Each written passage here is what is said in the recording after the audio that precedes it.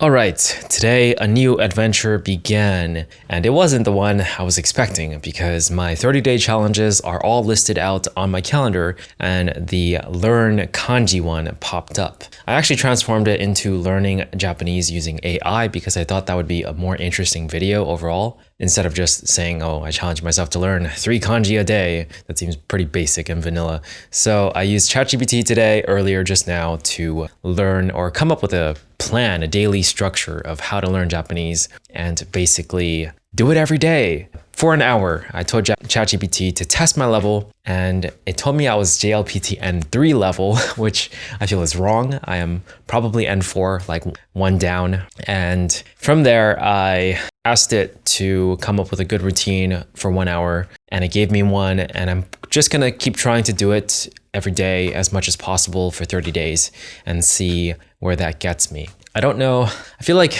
I need a better before and after test, but I did ask it to test my JLPT N level, and that's what it did. So I guess I will just do the same test later. Not the exact one, but I'll ask it to test me in a similar way. Anyways, I think from here, we will do our best to record every day of that practice. It's interesting.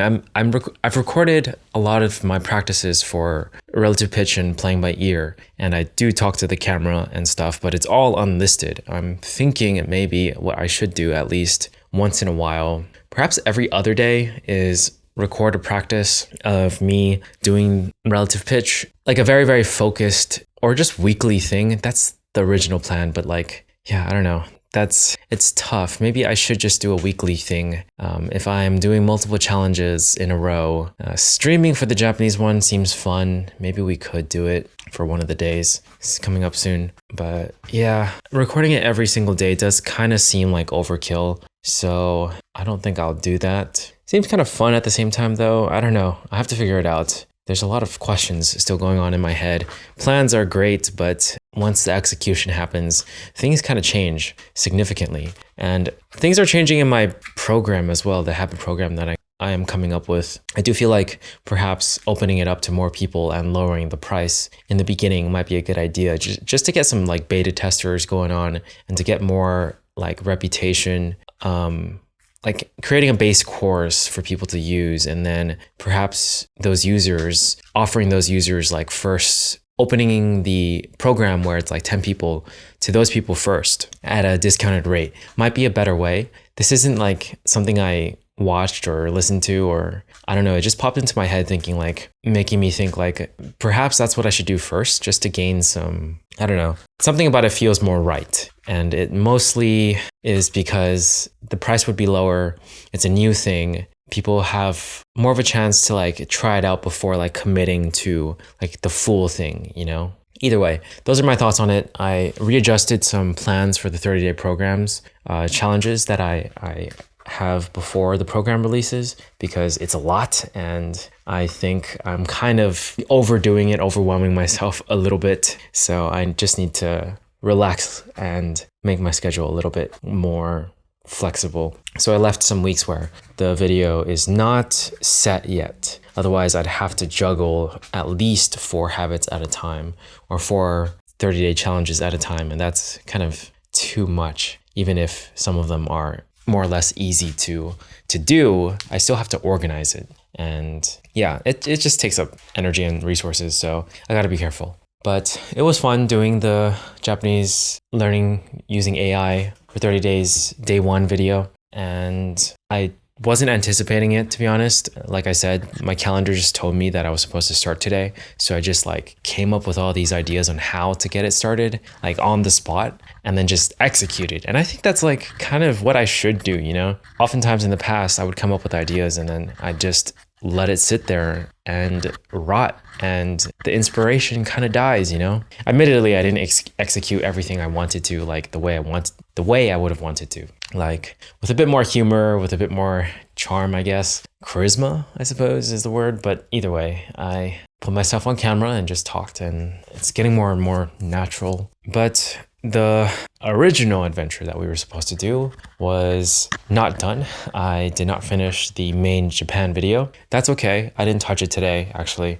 What I did was finish the final draft of the end of Dreamlit, that video. So I did indeed do a video project, and I'm glad I have that done as well. It's like 2 scripts that are just completed. And I was going to do the voiceover, but I kind of feel like saving it for tomorrow at this point is a better idea, so I can feel fresher and just like, yeah, I just don't feel right now to do the voiceover. So I'll wait till tomorrow, and for sure I can get the voiceovers done. That's like easy enough. And that's like, I'd say 75% of the work for the Japan video, because most of it is going to be me putting B-roll on top of my voiceover, and then I'll just record myself on camera for some of the lines. So I have to scan through the script and decide which lines I want to record it like on camera. So that's something. And then same with the end of Dreamlit, but maybe I'll just wait until Wednesday to do that, record them on separate days, just because I feel like recording them on the same day kind of feels, I don't know, not right.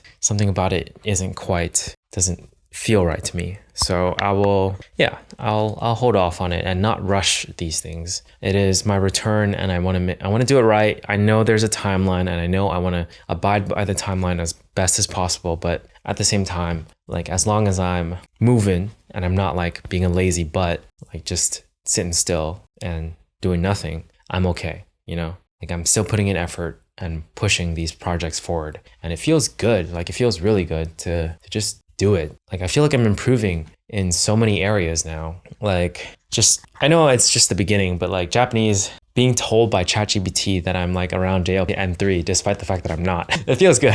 And then relative pitch is actually working. The practice is actually working. Me practicing for about 61 days now for playing by ear, I feel like I am improving. I better be, right? Because it's been 60 days. And then I got plans to go back to Japan now. And what else? For the kinetic challenge for push-ups and pull-ups, that's almost going to be finished. Like, just 4 more days. Like, things are really coming together, and I feel like I'm at a good spot right now, and I got to keep going, just keep going. Like, I struggled so much just to get here. Like, the earlier recordings, if the way I talked in them, the way the things I said and how I felt, it just felt like I was so stagnant and so lost, and so like I was struggling so much, and I still sort of am, but the struggle is like paying off, and my efforts feel like I can finally see progress, and that to me is, I don't know, it makes me feel so glad and happy and good. So yeah, just gotta keep going.